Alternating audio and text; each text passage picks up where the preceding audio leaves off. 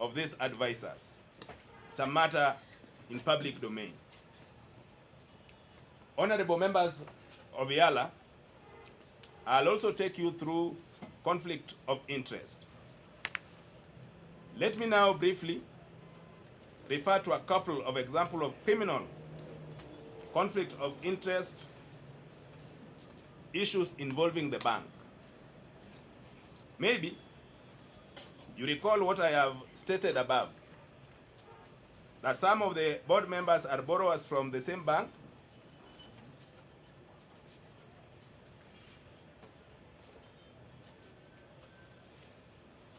Ladies and gentlemen, maybe you recall what I have stated above, that some of the board members are borrowers from the same bank, either directly or through proxies. And there are instances where they have had their loans written off. And I'll support that with evidence. Maybe just for confirmation through the chair, being that is an online session, I just want to confirm whether we are together with the honorable members of parliament who are following online, just for clarity. I can assure you they are following keenly. Thank you, Bwana Chair, for that assurance. The former Director General, Vivian Eadb,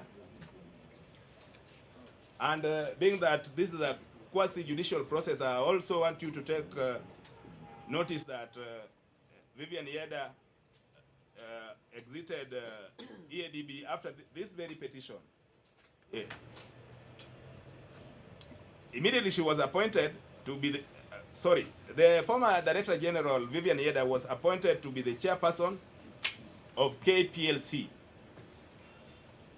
just here in Kenya. This is notwithstanding that EACC staff rules that do not allow for this. And EACC staff rule has been attached in my petition so that you can confirm that what happened was illegal. While at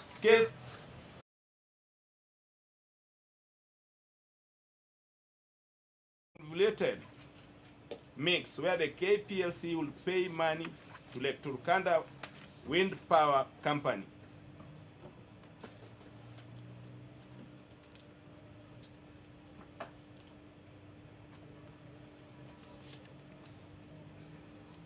Honorable members of IALA, it is worth noting that Lake Turkana Wind Power Company had also received a loan from Eadb Bank.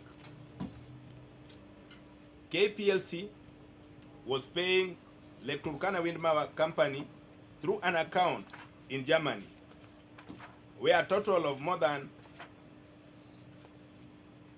18.5 million Kenya shillings, that's roughly 1.4 million USD, ended up in the same account. According to the Kenya Auditor General report submitted to Kenya Parliament, the German government eventually flagged some of this money, roughly 7 million USD, as form of money laundering. The German government returned the money to Kenya Central Bank. The money stayed at the Central Bank for 1 year before being returned to KPLC. You can ask yourself the reason as to why. Your guess is as good as mine. At the Central Bank, the chairman at that time was Mohamed Nyaoga, who is a partner of a law firm of Muigai and Nyaoga Company Advocates. That company is one of the main law firms representing Eadb at a colossal fees. And I'm humbly begging you to take note of that company, because I'll come back later on to it. On another matter of interest, that the representative of Moody's rating agency for Eadb is represented in East Africa cotecha of Stanbic Bank, who therefore continuously give Eadb I ratings of at least BB+, which is not backed by any fundamentals given the foregoing. And you can also independently verify that from other ratings, the bank is doing poorly apart from these optics that are well choreographed to give false impression of their good performance even where there is nothing to show. Number 3, allow me to take you through scandalous legal fees. I want to invite the honorable members to look at the annual audited accounts of the Eadb. Please take note that if you peek at the window of the last 20 years or so, the bank has never declared any profit or dividend for the shareholders, who are the citizens of East African countries, including myself as the petitioner. Yet, there is huge expenditure on lawyers in Kenya, Uganda, and United Kingdom. You can study it, honorable members of IALA. In the year from 2016 to 2024, according to Eadb published annual reports, the bank paid a total of USD 4,417,000 to lawyers. These payments have been made mainly to 5 law firms.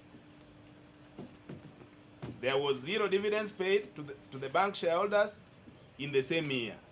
So I know definitely that will also interest you why we spend this whooping amount just for legal fees, while when it comes to dividends, there is nothing to report back home. And I've attached it under Appendix 3, so that at your own time, being that this is a 5,000-page document, in the interest of time, we cannot go through it. But you have the benefit, being that I've already even supplied enough copies of this petition. You can go through it at your own time when you retreat to write your own report. So, apart from the board members who are paid 3,000 USD per sitting, there are lawyers who are also on the gravy train. My apologies to you, honorable members, in case you are also getting $3,000 for this sitting today. I can confirm we are not getting any such amount. Honorable members, this kind of sitting allowance, there is enough motive to do everything to serve infinite duration now at 18 years and still counting. These allowances were approved by the same board that is not oversighted by anyone, leave alone IALA. Honorable members of this committee, it is further respectfully, I'm sorry this bit of it was not in that copy that I shared, but I thought it wise to include it. So I'll share this copy when I'm done. So it's the final bit of this. Honorable members of the committee, is further respectfully submitted that the certain law firms engaged by the East African Development Bank, of which I've already mentioned some of them, are presently facing criminal proceedings and professional disciplinary actions for grave unethical conduct, including fraud, abetting perjury, and procuring false affidavits. By associating with this kind of firms, the bank reputation has been severely compromised, and a minimal due diligence exercise will readily expose these unlawful activities. Honorable members of Yala, allow me to take you through item 4, that is the shaky legal status. As you are all aware, when I was making my presentation in Arusha last year, on this same subject matter, there was a pending matter in court that I could not discuss because it was sub judice to discuss it at that time. However, it's worth noting that I shared it with the honorable members, and there was kind of a doubt if really that allegation could be true. And today, you are privileged that I'll now freely share this matter, being that it's no longer a matter in court. It has been adjudicated, and we have court verdict. Please find an enclosed copy of judgment from High Court sitting in Machakos, which has declared that Eadb Act, as enacted in 2014, was unconstitutional. And the Kenya Parliament now has 6 months to cure this mischief. Ladies and gentlemen, here again is a glaring case of conflict of interest. The Attorney General, Senior Counsel Githu Muigai, who made the Eadb Act to be passed in Parliament, is conflicted. He was the Attorney General, and now his company of Muigai and Nyaoga is a law firm that acts for Eadb. Ladies and gentlemen, if that's not conflict of interest, or if it was not a deliberate act to money from innocent members of Yala, then we might lack other better word to express what it was. No wonder a flawed act went through that, contradicting the Kenya Constitution 2010, and gave license to the Minister of Finance to contravene the Kenya Financial Management Act, and so was declared by our courts here in Kenya. The Eadb Act, declared by the court as unconstitutional, gave the financiers, the Cabinet Secretary, a license to draw money from consolidated funds and give it to Eadb without any parliamentary approval and without being audited by the Auditor General or any other body. Inherent in this unconstitutionality is the fact that the board is composed of only political appointees who answer to the minister, opening the big risk of conflict in the governance as articulated above. What stopped the CS from giving the Eadb taxpayers money, then using the board, who also is conflicted, to borrow the money from Eadb by a proxy? That's a question that we also, as Yala, as honorable members of Yala, you also need to ask yourself that question, so that it can help you identify the conflict of interest therein. And as happened in a couple of cases, and I've demonstrated this by giving evidence, and the evidence is attached. I've shared it, it is annexed.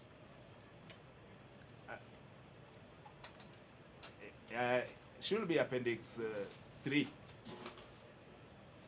It was shared, a soft copy of the same, but I have a copy. In case you need one, I can equally share, where these loans were written off, and as I had earlier said, boards who give themselves money, and after a while, this money is written off. And it's worth noting that I said that if it comes to dividend or making profit, they have always consistently recorded 0 or nil. This High Court ruling puts the Eadb as an institution of EAC in a shaky legal pedestal, and exposes the bank to serious litigations. Unfortunately, the bank, whose vision was to foster development in our region, has become captive to a few people and will remain so unless this honorable committee rise to the occasion. I'll take you through item 5, honorable members of Yala, through the chair. In the Kenyan court, and indeed in East Africa courts, the mainstream media and social media are awash with litigations against Eadb.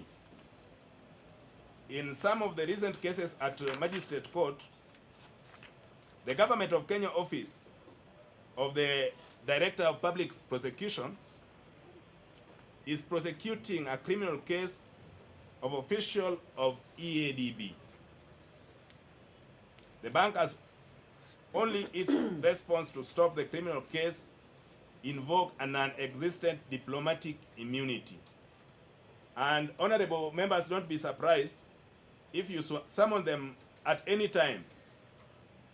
They will always hide under this immunity that I can confirm to you that is non-existent. If you look at the court files, which I've done before coming here, the Kenya Ministry of Foreign Affairs has written to the court with the fact that diplomatic immunity extended to Eadb is not absolute. And I've touched a copy here. You can go through it in case you don't find it in your documents. I still have my copy. I can leave it. And in case of Vivian Yeda, and in case the Vienna Convention on Diplomatic Immunities that apply to state parties do not and cannot apply to Eadb. Besides, the Eadb has no existing host country agreement that will give legal anchor of such immunity. Please kindly.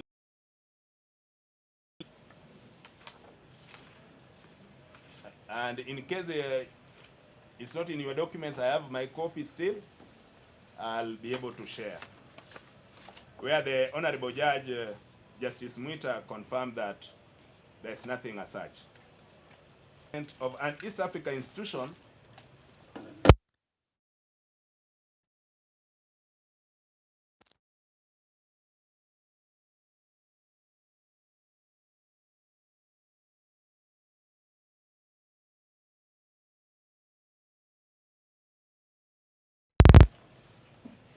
this petition is to fulfill our organization's responsibility as citizens of East Africa.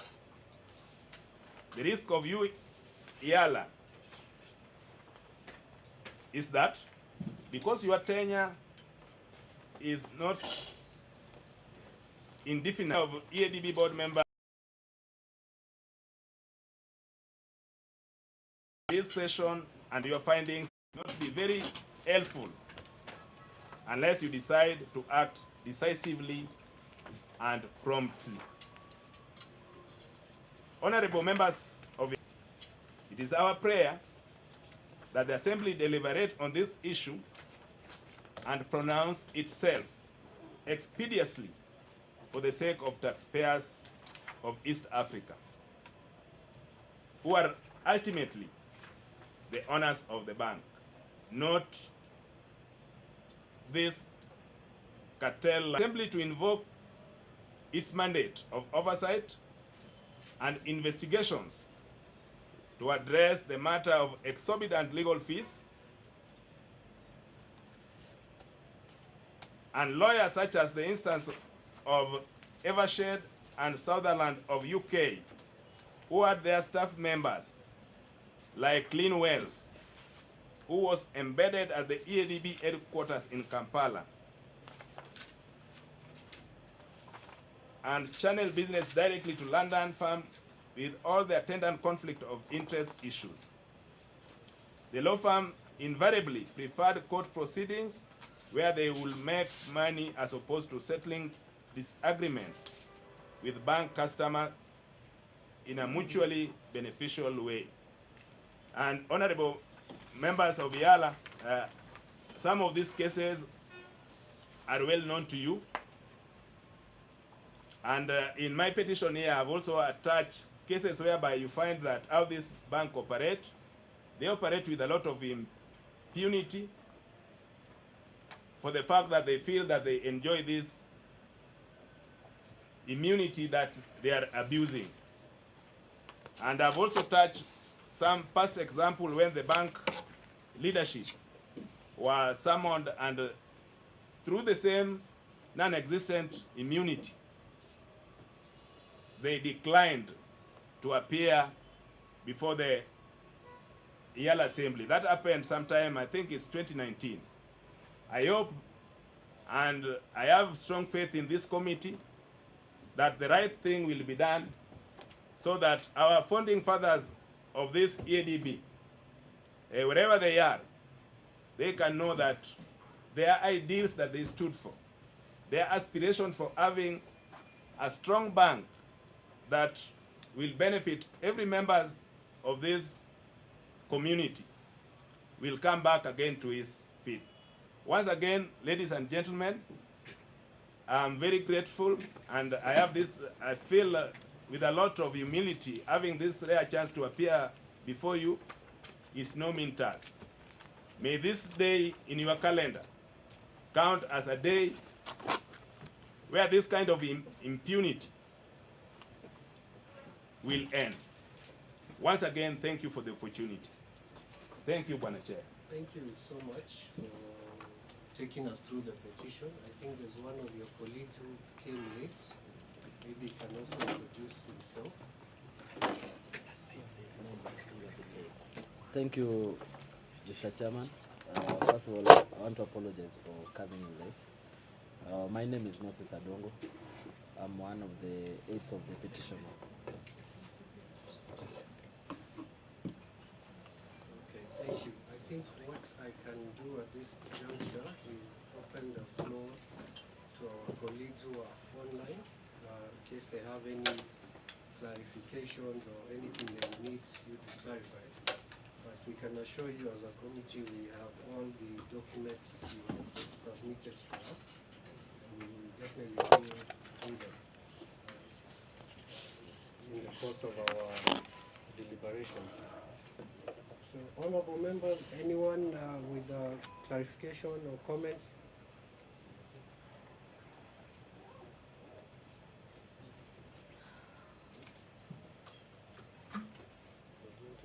Thank you, Chair. Okay. Yes, Honorable Sangatware.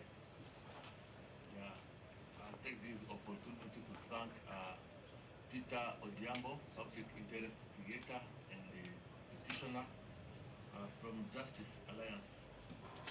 He did a good job, and now it is the time for us as a member of this committee to make our comments. Our presentation was very, very clear. Get all information we needed. I do request that you can share this document with us in our group. I submit, Chair. Thank you, Honorable. Is there anyone else who wants to comment?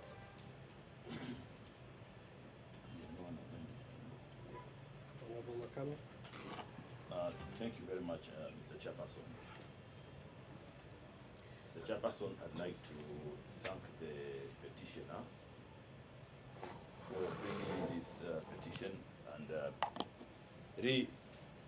representing again to this committee after it being constituted. And it's coming from the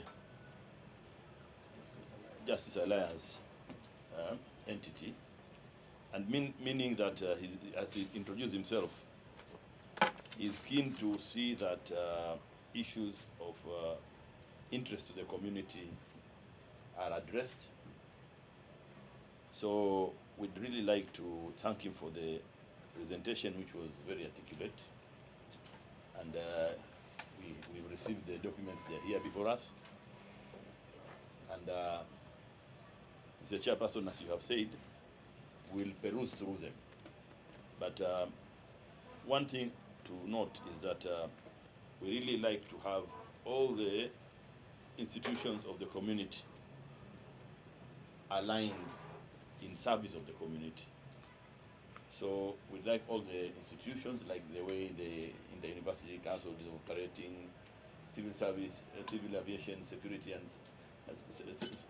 civil service, security and civil aviation, security and oversight. Kasoa, yeah. It's a self-financing institution. We have room. The treaty provides for self-accounting institutions, and also for institutions which fall under the supervision, direct supervision of the council. So we'd like all the institutions to be in that particular way of the community, the way the institutions of the community operate. So we'll definitely pursue this, and thank the presenter and his team for this presentation. But we believe that there's a very huge task ahead for us. But we'd really like to have good governance. And we note, Mr. Chairperson, that Article 9 of the treaty establishing the East African Community identifies Eadb, Lake Victoria Fisheries Organization, as one of the surviving institutions of the community that have been inherited. And I believe the petitioner used that article to pursue the community so that the community can use its check and balances mechanism to follow. So we will follow, Mr. Chairperson, and let me just end there. Thank you. Thank you, Honorable Makame. I see Honorable Somali, your hand is raised. You can comment.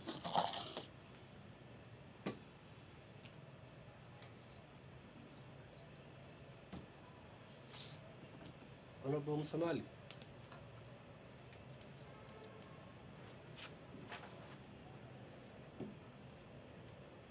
Or maybe as he tries to, is there anyone else who wants to, there you are. He's muted. Okay, Honorable Somali, please manage your microphone. We can't hear you. Mute.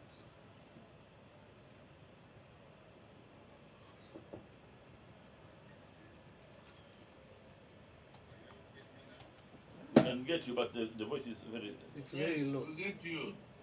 We're getting you, Honorable. Thank you.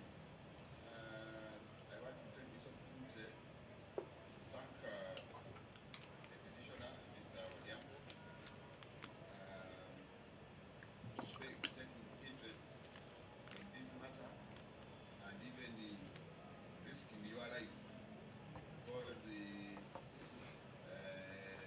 matters of this kind, people have been benefiting illegally, fraudulently in some of these matters, and they take it serious.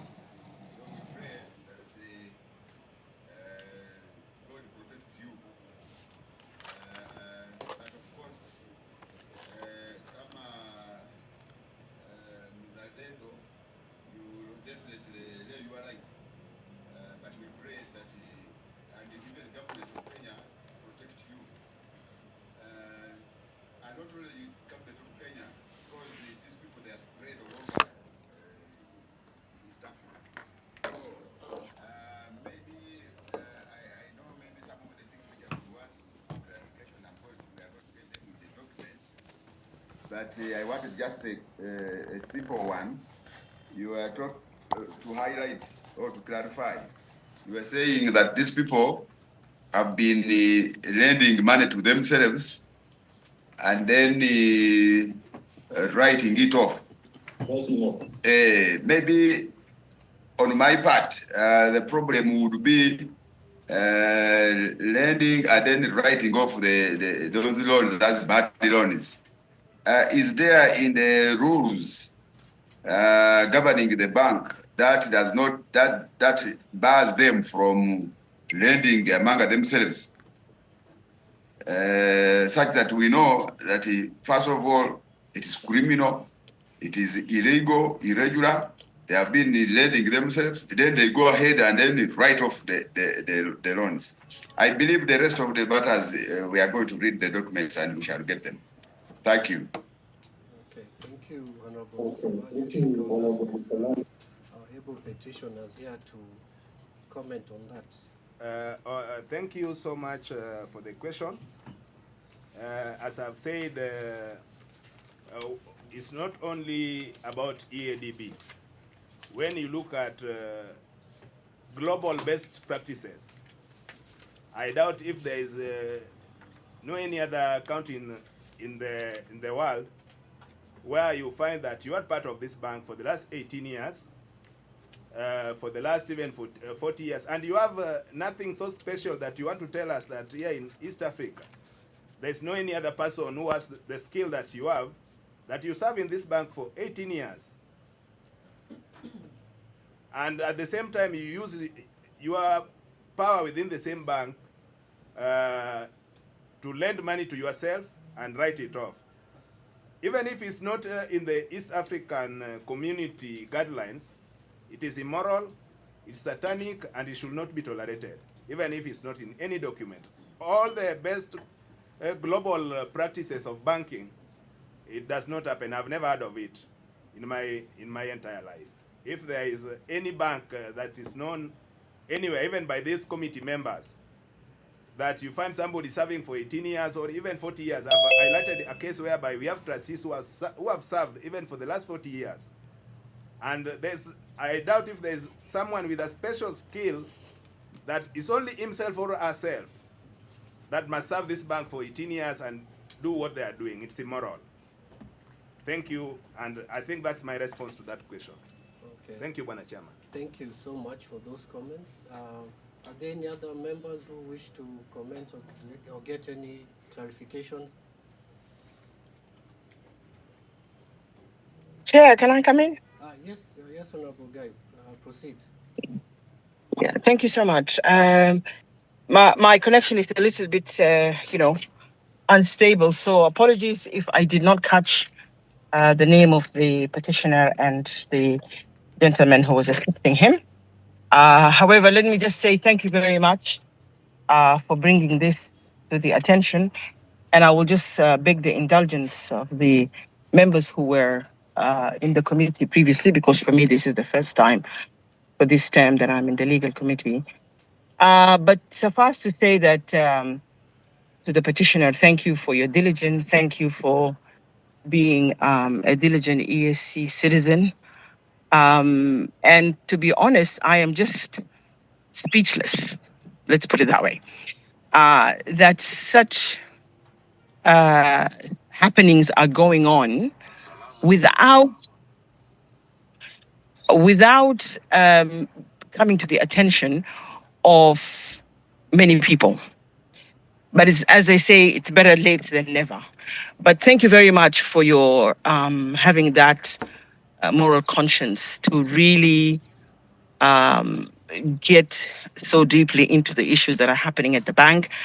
Mine is just comment, because this is a huge thing.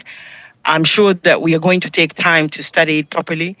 The details that you have presented are so vast, and I think it will require for us to do justice to this petition. It's not just justice to you, the petitioner, but really to the citizen of East Africa. And for me, one of the things that I'm wondering is, so what are we benefiting? What have we even benefited from this bank? And I guess the answer is clear now. You know, what they were doing really is just serving themselves. But anyway, so to conclude, I'm just commenting that thank you for bringing this to our attention. And I think, Chair, yesterday the Chair was asking as to what we think we should do with this petition. I think this is something that's going to take time. We need to study it, and I think it's important that we handle it. We will obviously need a lot more work for us to look into it and to really do justice. So I just wanted to say thank you very much to the petitioner and his assistants for bringing this to the attention of the Assembly. Thank you. Thank you, Honorable Guy. Any other members who wish to comment?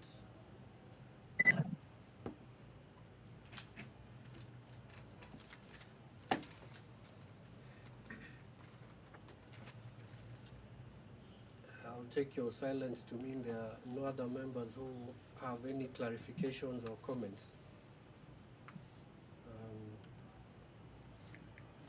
Okay, Honorable Makame. Thank you very much, Mr. Chairperson. Mr. Chairperson, when this matter came before the Assembly 2 years ago, and when I flew back to Tanzania, I was usually I get some moment with the media to talk about issues on regional integration, various matters. And so there was a time I was engaged with the media team, and we were talking about various matters of integration, common market, customs union, and what, and they inquired about this petition. And I gave the fact that this petition has been submitted by the Justice Alliance, and that they are seeking to have good governance at Eadb, whereby they are purporting and alleging that Eadb has been taken over by some sort of a cartel. And one of the examples given by that time was that the then serving Director General of Eadb had been in office for more than 16 years. Now, Mr. Chairperson, after I had raised that matter, I just informed the media about that. It went to the media space, but it is a factual information and it's a public matter. Subsequently, I was given a notice that I'm given an arrest warrant.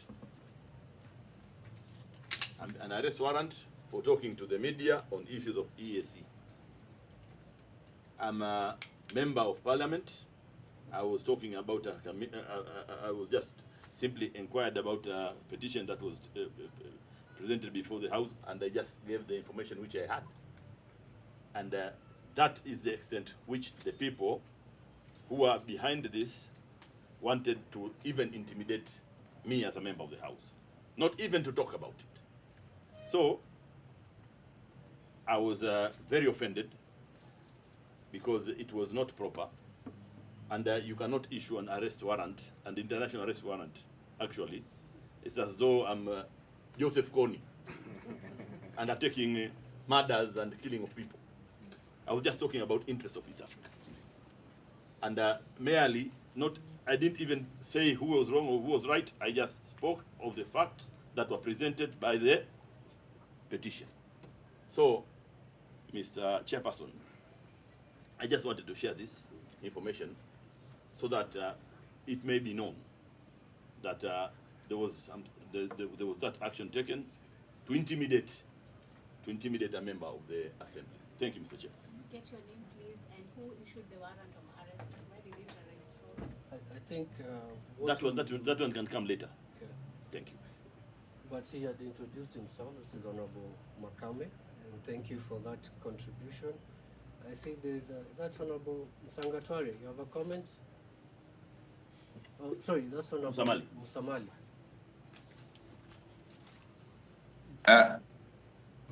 Yes, Honorable Chair, sorry for coming in again because I had already contributed, but I just wanted, because I didn't say it, and I thought it is very important, I wanted to give assurance to our petitioners that for us as a committee, we are going to do our best. I think the chair would have said, we will say it anyway, but I saw it itching. That we will do our best to give justice to this committee, to this petition, and ensure that we conclude it. Just as I told you earlier that you are risking your life, our colleague there was even issued with an international arrest warrant just for and from Uganda. I told you that it is a racket. It's a cabal, by the way. It's a cabal which is in the whole community. they issued him with an arrest warrant from here. So as we talk, he's a personal non-granta in Uganda. You get it. So, but we will do our best. Even if they are to issue arrest of warrants to all of us, then let us want to give you that assurance. Thank you very much. Thank you so much, Honorable Somali. Is there anyone else with a comment? Honorable Kachwamba, I'm not sure if that's your hand up or your screensaver. Chair? Yes. No, it's for sure. Okay. Yeah. Is that Honorable Guy? You want to say something? Yeah, sorry, Honorable Chair, to have to come back again. I thought I would, leave that for later, but if since nobody else is there, I don't want to take too much of other people's time. But I just had a simple question for the petitioner. And maybe that was asked before, I don't know, so apologies if it had. What kind of information did the petitioner get from the partner states who are partners in the bank? As we heard previously, that the shares of the partner states, i.e. URT, Uganda, Rwanda, and Kenya, is up to 92%. I am curious to know whether the petitioner has had the opportunity to interact with whoever is responsible, obviously from these partner states who are part of the council or the board of the bank, whether they are aware, also what kind of feedback reports that the bank was providing for these shareholders, i.e., the four. I mean, I'm not sure whether that is within your purview of research that you've done, but I'm just curious to know, because part of us interrogating this petition, obviously, is we will try to speak to the shareholders, some of our partner states in this matter. So I don't know whether that is something that you have already presented in the documentation, or you can just give us a brief outline of your take on that. Thank you. Okay. So maybe Mr. Peter, you can. Through the chair, thank you for the question. I want to confirm that even before writing this petition, I wrote a public petition to Eadb Bank, and there was no response at all. And also from my research, this bank, as I've said, that here locally, they are not accountable to anyone. They are not accountable to National Assembly for the fact that they were once summoned by our National Assembly here. They declined, hiding behind this vague immunity that I submit that is non-existent. And as you are also aware, under this Eadb Bank that has been confirmed by High Court in Kenya that this Eadb Act was unconstitutional for the fact that even the audit mechanism, they were not audited in Kenya. They are not audited by any other body. Therefore, the scope of getting this kind of information was very limited. From my past experience, that they have been hiding under immunity whenever a question is fronted to them. And it's not the first time. Even when I appeared last time in Arusha, they appear with their representative, and they said that this kind of questions that I'm raising, they cannot respond for the fact that they enjoy diplomatic immunity, which I've submitted here respectfully that such immunity does not exist. So it's just these cabals that have come up with this imaginary immunity just to prohibit or to scare away anybody who might be interested in seeking any information from them to get the same information. Regarding seeking information from partners of Eadb, I'll be very honest, I've not had the privilege of writing to them individually. However, I confirm that I did a petition to Eadb.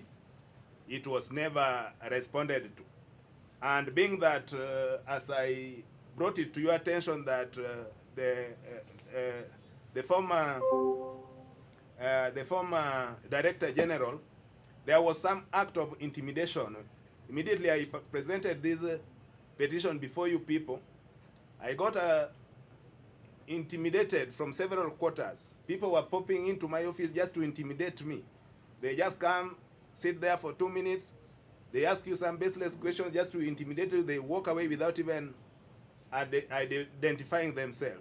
So it has been a risky venture, but it's worth my life. I can assure you, matters of good governance, I can take even a bullet just to make sure that as African or as East African members state, we have a good governance as part of our agenda of development. So whatever the risk, I'm aware that this is a cabal, it's a cartel, that they will fight back. If they can, ask yourself, honorable member, if they can intimidate a member of parliament, what about a mere citizen like myself, who has no bodyguard, has no money, but only what I have my integrity intact, I have my conscience that we must have good governance. Regardless of the cost, I'll pay that cost. Thank you for the question.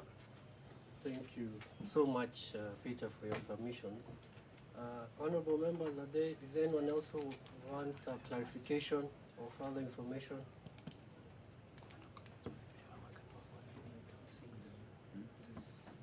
Can you show the screen? Members. The members. Okay. You have one. Okay, yeah. Yes. Dr. Natoli. Through you, Chair, we just want to get some update from the petitioner. In the initial petition submitted, there was an attachment showing that the same facts have been petitioned before the National Assembly of Kenya. Is there any feedback from the National Assembly of Kenya? Has the National Assembly of Kenya, who received the same petition, acted on it? Thank you. Through the chair, thank you, honorable member, for that question. I want to confirm that I presented another set of petition to National Assembly here in Kenya. I have, to avoid the duplicity that the same matter will be handled in Yala and handled in National Assembly, for our National Assembly here, I narrowed it down only to issues that I can say that strictly Kenyan affair. And what has been covered in this main petition relates generally to East African affair. Regarding my petition to National Assembly has not been responded to, and as I told you that this is a cabal, they have gatekeepers everywhere. So whenever you present a petition, they have money, they have everything, they have the influence. To sabotage the petition, you'll never see the light of day. So even when I was doing it, I was just doing it for formality. I expected and anticipated that kind of response, having known that these are powerful cabal with powerful networks, with gatekeepers everywhere. And I have a lot of trust in this assembly that the right thing will be done and will put this matter to rest. And the members of East African citizen will enjoy good governance, starting with this bank Eadb, so that we can enjoy the benefit of funds that we contribute to this bank. It's not their money, this is our money, we are contributing to them. So why should I pay tax, then somebody somewhere, because he's powerful, is just enjoying the loot while citizens are toiling in Uganda, in Kampala, they are toiling in Djibouti, and somebody is just seated somewhere in a big office with big furniture, just looking for money to intimidate anybody. I can assure them that this time around, nobody is going to be covered, and I have a lot of trust. That is what I'm confirming. I have a lot of trust in this committee, that the right thing will be done, and we are going to restore this bank. Thank you once again. Through the chair once again, and for purpose of, it will save time for us to get this evidence. I did read the rules about petitioning National Parliament, and there are even a timeline for them to communicate to the petitioner about the outcome or whether it was admissible or not. Did you receive any official communication about your petition that you could share with us in the same time? Because that is maybe one of the that we may refer to. Just purpose of sharing. Once again, through the chairman, thank you, Honorable Member, for asking that question. I want to confirm that the National Assembly just acknowledged receipt of my petition. They simply told me that they'll come back to me. They are yet to come back to me. And on the rules of National Assembly, I can confirm to you that I'm also a lawyer by profession. I'm aware to these rules. And some of these petitions, there are some bureaucratic procedures that, or hurdles that will incur from time to time whenever you present a petition to National Assembly. However, this one is exceptional, being that it's a matter of great public interest, that I believe they should have acted on it promptly. Okay, thank you so much for those comments. Honorable members, is there anyone who has perhaps a final query or comment before I make my remarks?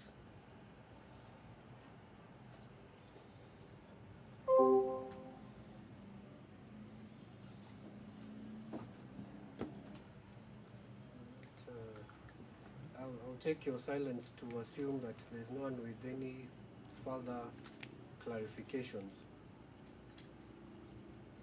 Okay. So in the interest of time, I want to again thank you so much for your petition. I can assure you this committee is not one that will be intimidated. Part of our role, even as a whole assembly, is oversight, and we have to work and ensure that all the taxpayers' money from our East African citizens, go towards making their lives better, but most importantly, are accountable. I can also confirm as once a chair of the accounts committee, and we ran into these hurdles, so with the bank, we thank you so much for this petition. It's very timely, because even as we sit here, one of the things we are deliberating are the four council bills, which are geared towards giving us a central bank. But we have to pass those bills first, so that's why we were here. But this is timely because it also touches to that. It is and we will work hard to ensure that the treaty is adhered to. In fact, it is even unfortunate that although this is an East African bank, it only has shareholding of four partner states. So we'll be querying all these issues. So I really want to thank you again and your team. And I think when we are deliberating next, we will also, in case we have queries, we'll invite you to also come and clarify. But our able clerk will communicate that. So I think I can release you. Okay. And then we'll continue the internal deliberations. Okay. Thank you, Madam Chair. Yeah, thank you so much. Thank you. Also release the members of the media.